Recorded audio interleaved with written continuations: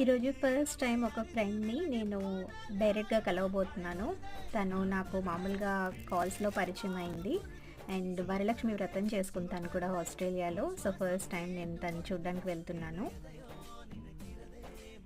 So fruits కొన్ని chocolates తీసుకెళ్ళాను వాళ్ళ పాపకి అండ్ తిని మా ఫ్రెండ్.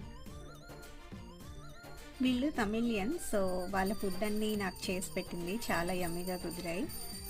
పరుపు పాయసం, తేంగాయ సాదం అండ్ పొంగల్.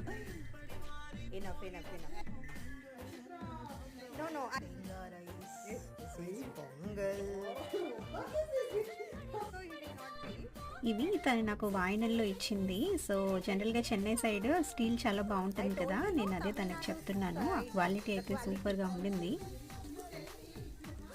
అండ్ తిను మా ఫ్రెండ్ పేరు సుగన్య.